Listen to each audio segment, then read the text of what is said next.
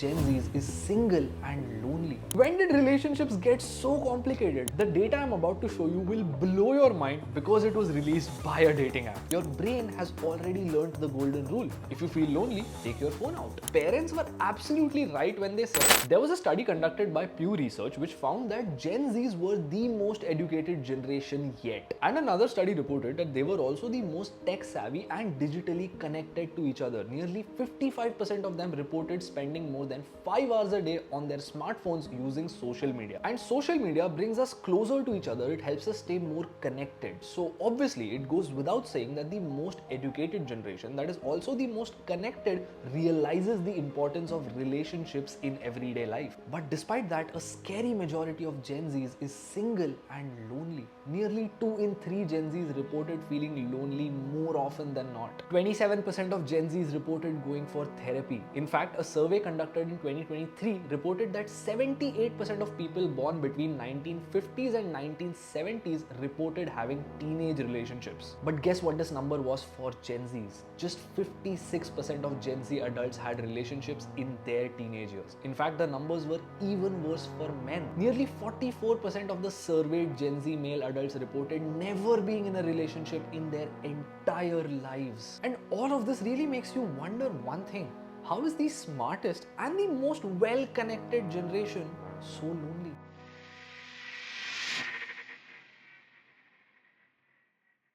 You know, a huge part of growing up is realizing that our parents were absolutely right when they said all your problems are because of that damn phone. And allow me to explain exactly how this one statement is connected to our collective loneliness with the help of data and logic. For a second, imagine hugging or kissing a person you love. Every time you do that, a hormone in your brain is released called dopamine. In fact, it's not just a conventional act of affection that releases dopamine. Seeing a cute cat or seeing a pet parent with their dog getting lit all over their face or just having a laugh with your friends, all of these things release dopamine in your brain. But lately I was reading this book called Atomic Habits which showed that dopamine can actually be a double-edged sword. We get the same effects of dopamine even through a screen. Every time we see reels that our friends send us, every time we see a cute cat on Instagram. And this in turn leads to our brain creating what's called a feedback loop. These loops then become automations and these automations then become habits. Every time there is a cue, this cue follows a craving which then follows a response which then ultimately follows a reward. And this purely happens because our brain loves automating things. It loves habits because that frees up extra energy to do other things. Let's visualize how exactly this works. Let's say you're feeling lonely right now, which prompts you to take out your phone. So here, feeling lonely is the cue. This prompts you to take your phone out and get rid of that loneliness by some means or other. This is called the craving. You start scrolling to find some funny memes to send to your friends, or you go in your DMs to check what your friends have sent you. This is the response. And should you find something to send to your friends, or better yet, your friends have sent something to you, you open that, have a laugh, and that becomes your reward. This loop that we just described ends in a reward, and this reward ends in the release of dopamine in our brain, which makes us feel good. A pattern very similar to addiction. And these aren't just my thoughts or claims. Another study found that 69% of Gen Zs openly admitted to being addicted to their smartphones. 72% of them thought that if smartphone apps were less addictive, then mental health could have been better. And guess what happens then? Your brain continues to relearn this loop over and over again and comes to the conclusion that if I feel lonely, then I must scroll to make the loneliness go away.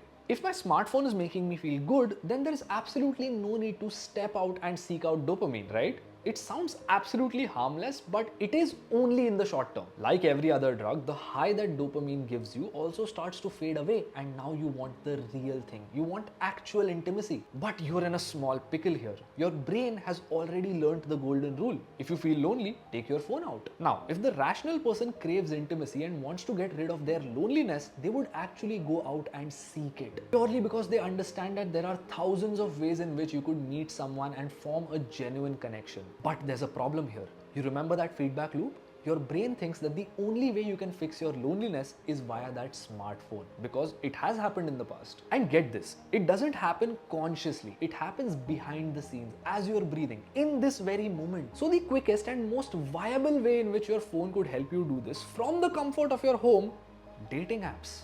Because here too, with a bunch of swipes, you could get rid of your loneliness, or at least get false hope that you could. The thing is, dating apps are an extremely shallow bargain. When you sign up for one, two things happen. One, your standards skyrocket to insanity. And two, your mental health and your self-esteem go straight to the ground. Let's break it down one by one. In the real world, dating standards are multi-dimensional. What I mean by this is, if you want to date someone, you would obviously evaluate multiple parameters about them. While obviously appearance would be one of the first parameters you would evaluate, in the early days, there are also other parameters that you give a lot more importance to. You would pay a lot of attention to what that person does, how they sound, whether they are kind, whether they are funny, how different or similar they are to you. And places like your classroom, your office, or your college are excellent to evaluate these standards because you frequent these places often and you discover new things about a person over time. Consider this example. You go to your office and you see an average looking person and you don't pay much attention to them. But eventually you meet them in the break room and you discover that they're from Harvard. That's impressive. Then you make a little bit of small talk and you realize that wait, they actually sound really attractive. Their voice is hot. सब पता चल रहा है. A few weeks later, you actually have a real conversation with them and you discover that not only are they funny, they are also a lot like you. Then one day randomly you end up having dinner after work and you discover that they're actually someone you would be open to dating. The most important point here is that who started as an average looking person ended up becoming a well-rounded individual that you might want to date. This happened because the environment of your workplace ensured that the standards here are multi-dimensional. That does not happen on a dating app. Here, the average appearance of that person was just one of the many parameters about them and nothing more. After all, the average person in the world looks average, and yet you were attracted to them purely because of the well-rounded nature of them as an individual, because of all the parameters in totality. The only reason you viewed these parameters in totality because the medium was an office and not a dating app. But dating apps with their extremely fast-paced swipe and scroll UI prevent the discovery of these other parameters. The dating apps force the only parameter of appearance on you. For most people, the only metric to swipe right is physical appearance. You see a stack of 30 to 40 different people in a 5-minute span, and obviously you would only swipe right for the ones that appeal to your eyes. Now standards become just one dimension, physical appearance. And keep in mind, the same thing happens to you when you are the one being swiped on. Now keep in mind, we are swiping basis appearance, and we've also spent hours and hours on Instagram and YouTube shorts looking at what attractive people are supposed to look like. So ultimately the standards we set are sky high, and as a result, the average person using a dating app experiences more rejections than anyone else, which leads to an obliterated self-esteem. There's absolutely nothing wrong with you. You could find a person just as easily as anyone else. In fact, human beings are natural at forming connections. You were put on the earth with that purpose. But despite that, when you open your phone, you see very few matches. Even if there are a lot of matches, you don't have a real conversation with anyone. Many of them ghost you, and that ultimately makes you feel like, is something wrong with me? Am I ugly? Am I not good enough?